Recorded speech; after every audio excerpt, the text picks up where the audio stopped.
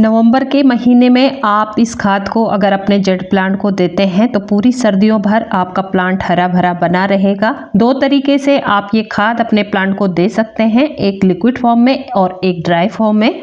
खाद देने का तरीका आपके साथ शेयर करूं तो सबसे पहले बता दूं आपको, खाद देने से सबसे ज़रूरी है प्लांट की अच्छे से केयर करना।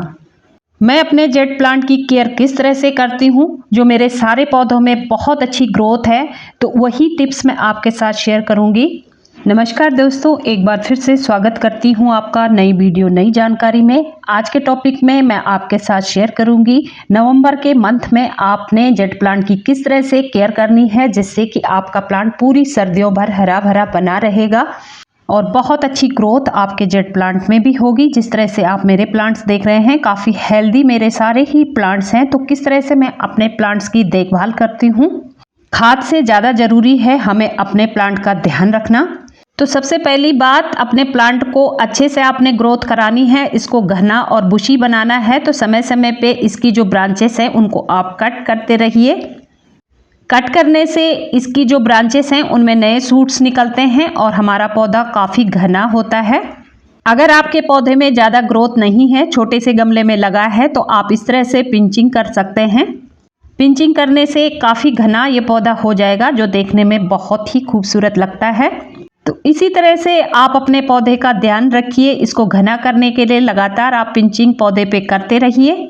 अब दूसरी बात, जैसे कि आप जानते ही हैं, एक आउटडोर प्लांट है ये, इसको अच्छी सनलाइट की आवश्यकता होती है, इसलिए आपको 2 से 3 घंटे की सनलाइट में इसे रखना है, जिससे आपके पौधे में बहुत अच्छी ग्रोथ होगी। तो देखिए आप, ये मेरी टोपियारी शेप देने की मैंने इस पौधे को कोशिश की है। तो आप इसकी ग्रोथ देख सकते हैं, इसकी जो ब्रांचेस हैं काफ़ी लंबी हो चुकी हैं। तो जेड प्लांट की आप तरह तरह की टोपियारीज बना के तैयार कर सकते हैं। काफ़ी हार्डी प्लांट है, तो इसके आप बोनसाई तैयार कर सकते हैं। तो मैंने यहाँ पे ये सिंपल सी टोपियारी बनाने की कोशिश की है।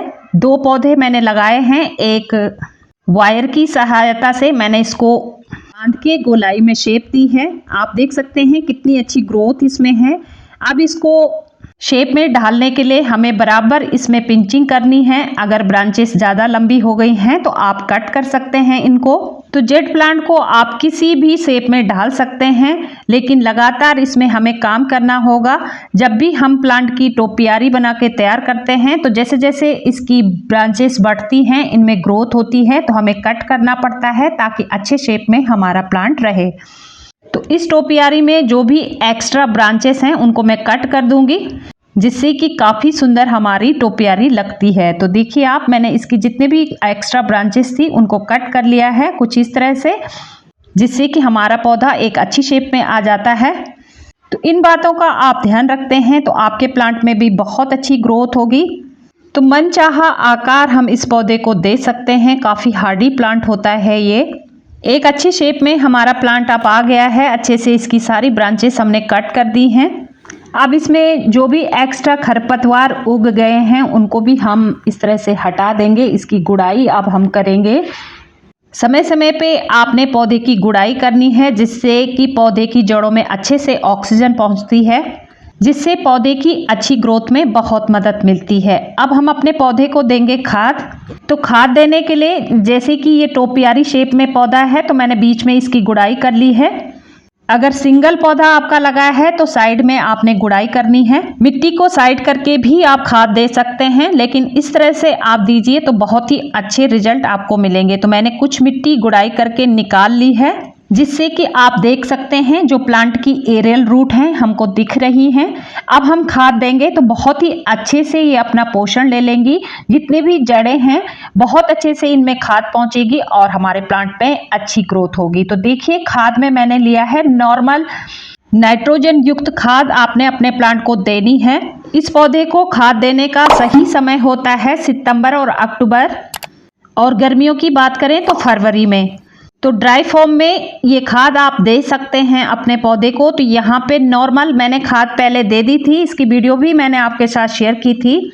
तो अब मैंने ये ली है चाय की पत्ती, जो कि यूज की हुई चाय पत्ती है, जिसको मैंने अच्छी तरह से धो के सुखा के स्टोर करके रखा था। एक मुट्ठी आप प्लांट के ग्रोथ के हिसाब से देख सकते हैं। तो ये यूज की चाय पत्ती है, ये कोई भी नुकसान हमारे प्लांट को नहीं देती है। अगर आपने सितंबर और अक्टूबर में कोई भी खाद अपने प्लांट को नहीं दी है तो एक मुट्ठी आप वर्मी कंपोस्ट इस चाय पत्ती में मिला के अपने पौधे को दीजिए, तो पूरी सर्दी भर आपके प्लांट में बहुत अच्छी ग्रोथ होगी।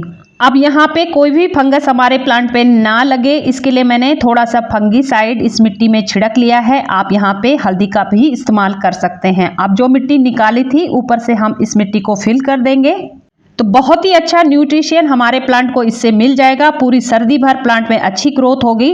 सर्दियों में इस प्लांट की ग्रोथ रुक जाती है, तो आपको कोई भी खाद सर्दियों में नहीं देनी है। बार बार खाद देने से हमारा पौधा खराब हो सकता है, इस बात का आप ध्यान रखें। अब पौधे को दे दें अच्छे से पानी। जब भी आप पौधे को खाद देते हैं तो पानी देना बिल्कुल ना भूलें। अच्छे से आप प्लांट को पानी दे दीजिए। देखो कितनी अच्छी मिट्टी बनी है, पानी एकदम से नीचे चला जा रहा है।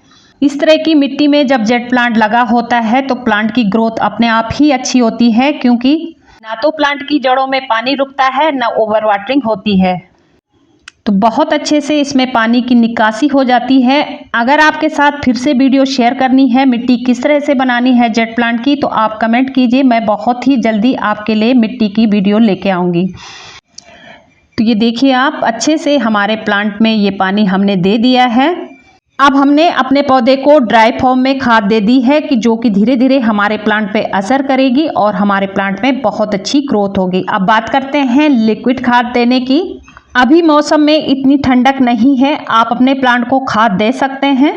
दिसंबर और जनवरी में काफ़ी ठंड बढ़ जाएगी, जिससे कि हमारे प्लांट में ग्रोथ भी रुक जाएगी और हमारे प्लांट डोरमेंसी में चले जाते हैं। हमारे प्लांट को रेस्ट की आवश्यकता होती है। कोई भी खाद आपने अपने प्लांट को नहीं देनी है।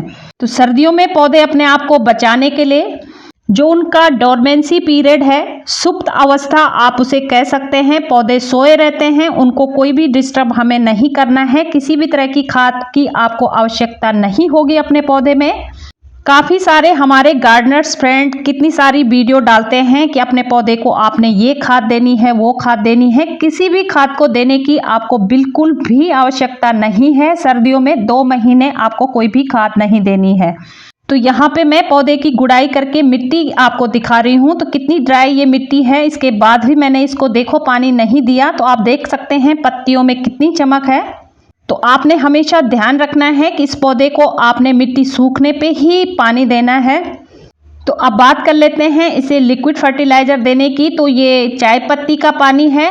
तो मैंने 1 चम्मच चाय पत्ती 2 दिन पानी में भिगा के रखी, जो अच्छी तरह से ये लिक्विड बन के तैयार हो गया है। तो ये जो चाय पत्ती मैंने यहाँ पे ली है, ये फ्रेश चाय पत्ती है जो कि हम चाय में डालते हैं। ये यूज की चाय पत्ती नहीं है। तो 1 टीस्पून आप लेके 2 दिन तक भिगा के रखिए, तो बहुत ही अच्छा ये फर्टिलाइज़र बन के तैयार हो जाता है। इसको आपने इसी तरह से नहीं डालना, डबल मात्रा में इसमें पानी ऐड करना है। तो ये देखिए जितना मैंने ये लिया है, लिक्विड जितना है उसका दुगना पानी मिला के अब हम अपने प्लांट को दे सकते हैं। तो इस तरह से अच्छी तरह से आप मिला लीजिए और अपने प्लांट को दे दीजिए। तो वो पौधे हैं ये जिनको मैंने सितंबर अक्टूबर में ड्राई फॉर्म में खाद दी थी। तो अब ये लिक्विड खाद मैं एक बार अपने प्लांट को दूंगी, जिससे कि सर्दियों भर हमारे प्लांट में अच्छे से ग्रोथ होती रहेगी। जो भी पौधे मैं खाद दे चुकी हूँ उनको मैं ये लिक्विड फर्टिलाइज़र ही दे रही हूँ। यहाँ पे ड्राई फॉर्म में कोई भी खाद देने की आपको बिल्कुल भी आवश्यकता नहीं है। तो जेट प्लांट की कटिंग आप नवंबर मंथ में लगा सकते हैं। अभी मौसम में इतनी ठंडक नहीं है, कटिंग लगाते हैं तो बहुत ही जल्दी इसमें जड़ें विकसित हो जाती हैं। तो जेट प्लांट की कटिंग से आप कई सारे पौधे एक पौधे से तैयार कर सकते हैं। अब जैसे ये कटिंग से पौधा तैयार हो गया है, तो एक बात का आपने ध्यान रखना है, इसको बड़े गमले में आपने नहीं लगाना है। जब तक पौधा छोटा है तो छोटे गमले में ही आप इसे ग्रो कीजिए, जिससे इसमें बहुत अच्छी एक तो ग्रोथ भी होगी, ओवर वाटरिंग से प्लांट बचेगा। तो देखिए ये छोटा सा गमला है, इस तरह का गमला आप ले सकते हैं। जब तक पौधा छोटा है तो छोटे गमले में रहेगा, जैसे जैसे इसमें रूट विकसित होगी तो हम इसे बड़े प्लांटर में शिफ्ट कर सकते हैं। तो इसी तरह से आपने इन बातों का ध्यान रखना है जिससे आपके प्लांट में बहुत अच्छी ग्रोथ होगी। समय समय पे आप प्लांट की पत्तियों पे स्प्रे करते रहिए जिससे कि प्लांट की पत्तियां चमकदार बनी रहती हैं। साथ ही साथ प्रकाश संश्लेषण की क्रिया अच्छे से होती है, पत्तियां अपना भोजन बनाती हैं जिससे कि पौधे में अच्छी ग्रोथ होती है। अब नेक्स्ट वीडियो में मैं आपके साथ शेयर करूंगी जो ये कटिंग्स हमारी प्लांट को ये प्रूनिंग करके जितने भी ब्रांचेस हैं इनकी कटिंग किस तरह से लगानी है, ऐसा तरीका आपके साथ शेयर करूंगी। जितनी भी कटिंग्स है ये 100% ग्रो होंगी। तो आप मेरे साथ बने रहिए, चैनल को सब्सक्राइब कर लीजिए। वीडियो अच्छी लगती है तो प्लीज़ लाइक करें और अपने दोस्तों में शेयर भी करें। यही सारे बातें हैं जेट प्लांट की, बस आपको यही ध्यान रखना है। जेट प्लांट को 2 से 3 घंटे की सनलाइट आपने देनी है। पानी तभी देना है जब ऊपर की लेयर मिट्टी की अच्छे से सूख जाए। समय समय पे आपने प्लांट की प्रूनिंग पिंचिंग करते रहना है जिससे प्लांट घना और बुशी होता है। तो आज के टॉपिक में इतना ही। उम्मीद करती हूँ जानकारी आपके लिए हेल्पफुल रही होगी।